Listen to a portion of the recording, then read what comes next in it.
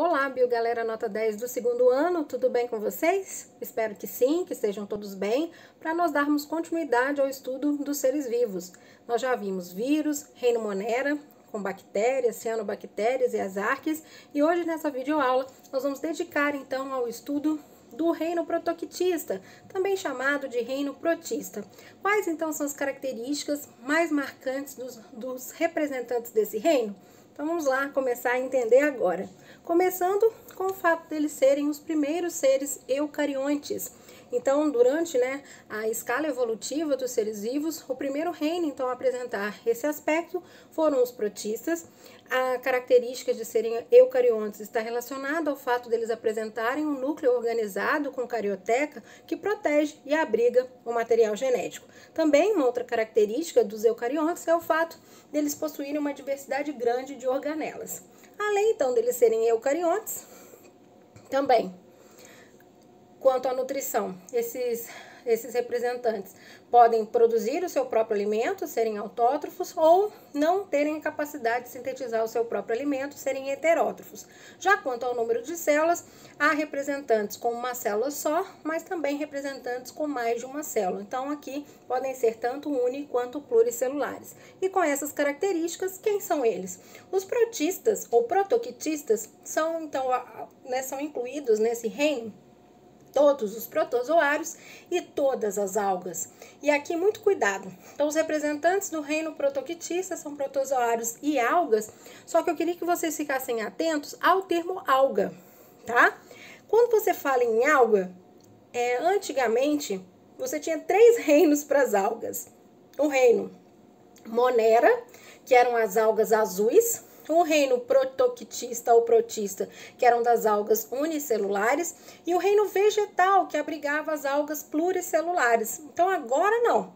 Agora, todas as algas são incluídas dentro do reino protista. Sendo que as algas azuis, que são procariontes, elas são chamadas hoje de cianobactérias, para que nenhum aluno confunda mais. Então, algas azuis não recebem mais esse nome, são chamadas de cianobactérias e são enquadradas no reino Monera, principalmente pelo fato delas não terem núcleo organizado, tá bom? E agora, todas as algas uni ou pluricelulares são estudadas dentro do reino protoctista, tá certo?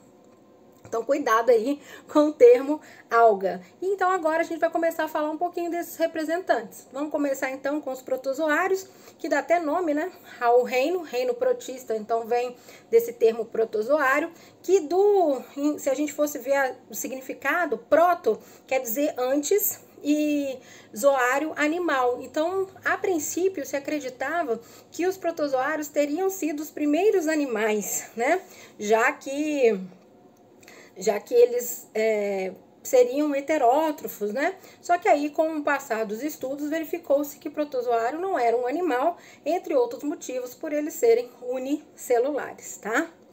Agora, quais são as outras características que a gente pode, assim, listar de importantes para os protozoários?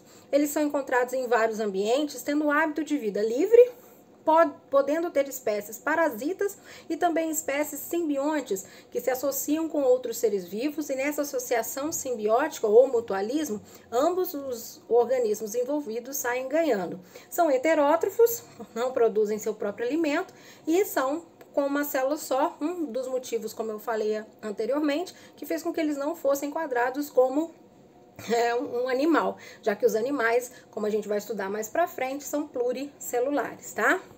Bom, quanto à classificação, como eu classifico então esse grupo? Os protistas os protozoários, do reino protista, são classificados em 4 grandes grupos, e esse critério, o critério que foi utilizado para essa classificação foi o tipo de locomoção. Então, eles são classificados de acordo com as estruturas utilizadas na sua locomoção em 4 grupos. Os risópodes, também chamados de sarcodíneos, flagelados ou mastigóforos, ciliados e os esporozoários. Vamos ver um pouquinho então cada um deles. Começando com os risópodes ou sarcodíneos, são protozoários que se locomovem através de pseudópodes. Pseudópodes são expansões do citoplasma, também chamadas de falsos pés.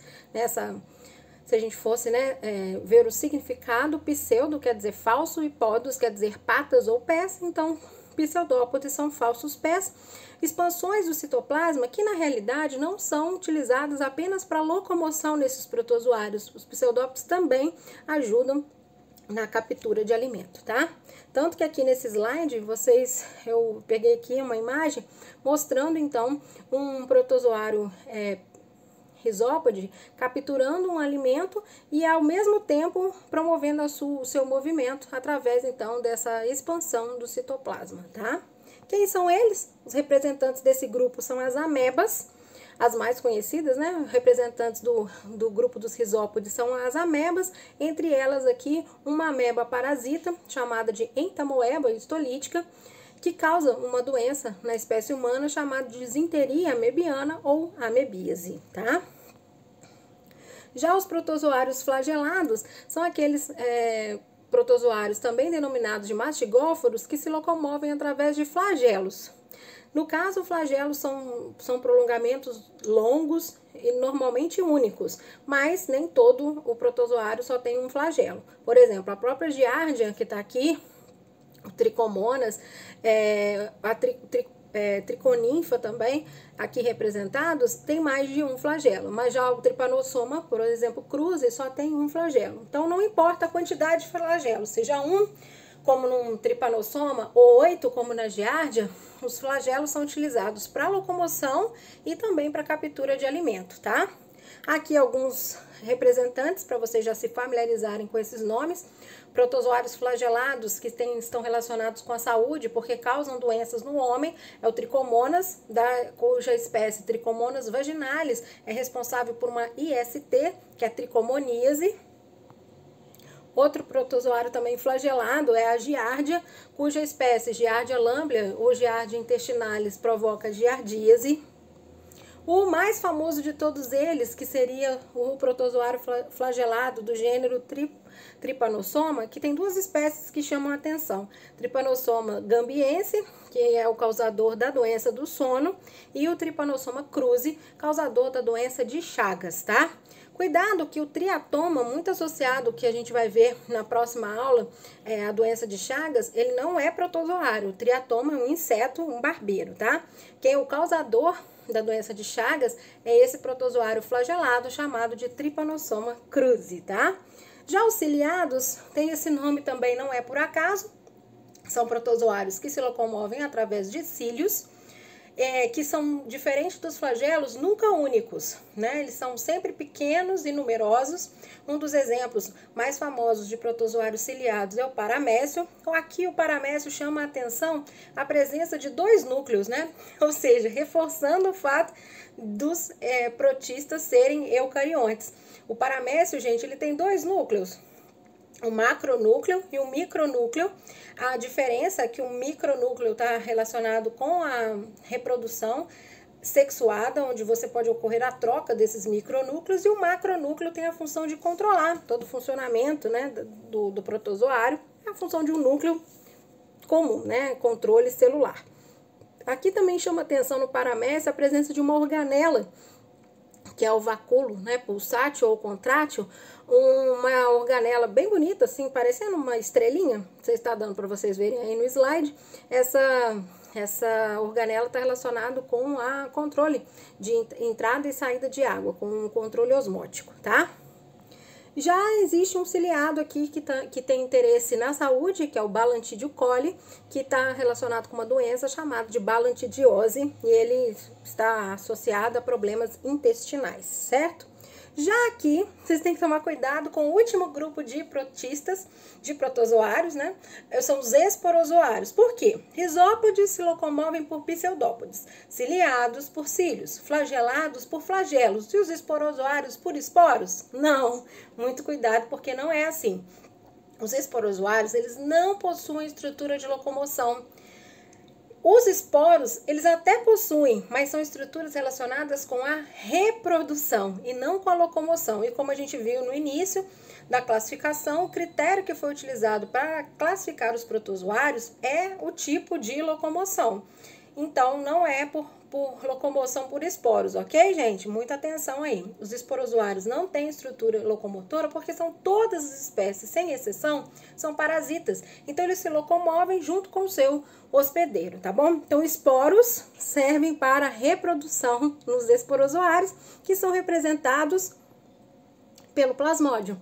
É o exemplo, né, mais conhecido, mais famoso de protozoário, esporozoário. Ele é o causador da malária, tá bom?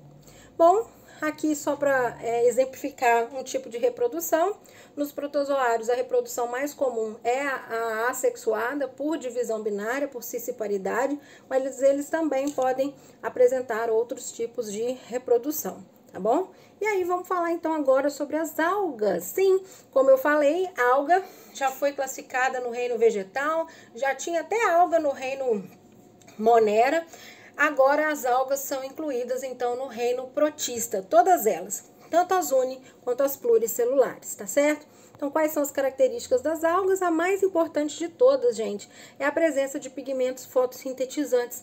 As algas, então, todas elas realizam o processo de fotossíntese, apresentam substância de reserva e aí podem ser tanto unicelulares quanto também pluricelulares. Por esse motivo, algumas algas são microscópicas e outras são macroscópicas. Quais são os principais grupos de algas que têm uma importância muito grande para o meio ambiente? Elas fazem e são, né, os principais seres fotossintetizantes, porque elas produzem uma grande quantidade de oxigênio para o planeta. Vou aqui listar para vocês os principais grupos de algas, tá? Começando aqui com as euglenófitas, que tem como representante a euglena. Percebam que ela é muito parecida com um protozoário flagelado, porque a euglena também é uma alga que apresenta flagelo para se locomover. Ela é fotossintetizante, com reprodução por divisão binária e é encontrada em água doce ou salgada e faz fotossíntese, né? Como tem cloroplasto, realiza o processo fotossintético. E aí é que foi retirada as euglenas do grupo dos protozoários, porque a princípio se acreditava que era um protozoário flagelado, mas como ela faz fotossíntese, não pode ser protozoário, né, gente? Que protozoário é heterótrofo, certo? Uma curiosidade sobre as euglenas é que existem algumas espécies que fazem uma nutrição, na realidade, mixotrófica. E isso é bem interessante porque é uma nutrição mix, é um mix. Elas fazem fotossíntese, só que quando, por exemplo, o ambiente não está propício para que aconteça a fotossíntese, elas podem capturar o alimento e serem, portanto, heterótrofas, capturando esse alimento através desse flagelo que elas possuem. Então, é uma curiosidade aí que algumas espécies de euglenas possuem uma nutrição mixotrófica, mas a maioria é fotossintetizante, tá? Já as algas do grupo das pirrófitas são também chamadas de dinoflagelados, elas têm esse nome porque podem apresentar dois flagelos. E esse outro nome, pirrófita, também é interessante porque pirro vem do latim, que quer dizer fogo. Então, essas algas, elas além de serem fotossintetizantes, também tem alguns representantes, alguns exemplares que são heterótrofos. Essas algas, elas emitem luz, elas têm capacidade de bioluminescência. A maioria são marinhas e ela tem essa cor marrom avermelhada devido a essa capacidade de emitir até luz. Tanto que é bem bonito essas algas, é o fato delas, muitas vezes você tá na praia, né, à noite, e vê alguns pontinhos de luz assim na água, né, parecendo velas acesas na água. Entre, né, outros representantes, um desses são as algas pirrófitas, então, que tem essa capacidade de emitir luz, de bioluminescência, muito parecido com o que faz um vagalume, né? Essa capacidade também dos vagalumes emitirem luz, essas algas também têm. Elas têm um problema, né, que é um problema ambiental. Elas, em grandes quantidades, elas podem, algumas espécies, provocar um fenômeno chamado de maré vermelha, tá? Que não é bom. Já as diatomáceas, São algas que também se reproduzem por divisão binária. Ela também pode formar gametas, tem uma coloração também meio amarronzada e elas têm uma característica interessante que é uma carapaça de sílica muito grossa, que quando essas algas morrem, essa carapaça de sílica é de difícil decomposição, então normalmente essas carapaças vão se acumulando no fundo do mar, que essas algas são principalmente marinhas. E aí vai formando essas carapaças uma rocha, conhecida como diatomito. E esse diatomito é muito utilizado na indústria, na fabricação, por exemplo, de pasta de dentes, de abrasivos, de metais. Então, as diatomáceas, quando morrem, essa carapaça delas de sílica fica depositado no fundo do mar, formando então os diatomitos, tá? Isso aí é uma curiosidade aí sobre essas algas. Também, obviamente, fotossintetizantes. Já as algas pardas também são chamadas de feófitas, tá? Elas têm uma coloração amarronzada, são marinhas, são as maiores algas em extensão, sendo pluricelulares, algumas chegando a mais de 60 metros de comprimento. E elas são muito utilizadas como adubo. Elas formam verdadeiras florestas marinhas, né? Porque elas realmente percebam, né? 60 metros de comprimento, elas são então as maiores algas em extensão. São também chamadas de feófitas, mas é porque elas não são feias, não. É devido a essa coloração meio amarronzada que elas possuem e acabaram recebendo o nome de feófitas, tá?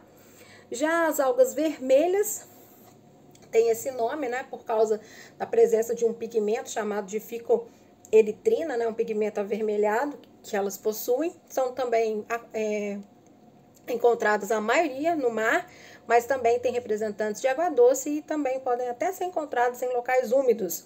Elas podem, né, a grande importância econômica dessas algas vermelhas é na fabricação do sushi. Vou falar depois um pouco, até mais, para vocês fixarem aí a importância dessa alga na alimentação, tá bom? E elas também têm um outro nome, elas podem ser chamadas de rodófitas. Já as algas verdes são chamadas de clorófitas, devido à presença, né, de grande quantidade de clorofila. Só que cuidado, as algas vermelhas, as algas pardas também têm clorofila, tá? Porque para fazer fotossíntese elas apresentam então o pigmento clorofila. Elas são encontradas em ambientes aquáticos, também em locais úmidos, são a maioria pluricelular, mas tem representantes de algas verdes ou clorófitas unicelulares. E o representante mais comum aqui no litoral brasileiro é a uva. Uva não, tá? É uva, chamada também de alface do mar, que é essa aqui que eu coloquei a imagem dela no slide, tá? E aí, para a gente finalizar, qual então a importância desses protoquitistas?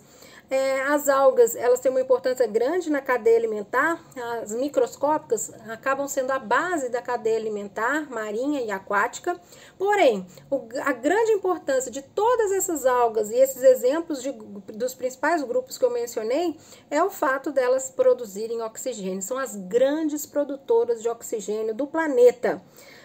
Vocês já devem ter ouvido falar aquela expressão que a Amazônia é o pulmão do mundo, né? Essa expressão hoje a gente sabe que não está correta, porque se a gente fosse fazer uma analogia, comparando aí produtores de oxigênio com pulmão, quem deveria ser o pulmão do mundo são as algas, porque as algas produzem muito oxigênio e consomem pouco. A floresta amazônica, gente, ela realmente produz muito oxigênio, mas ela consome todo o oxigênio que ela produz. Então, ela não pode ser considerada pulmão, apesar que nem as algas, né? Porque pulmão, na realidade, não produz oxigênio, né? Pulmão consome oxigênio, né?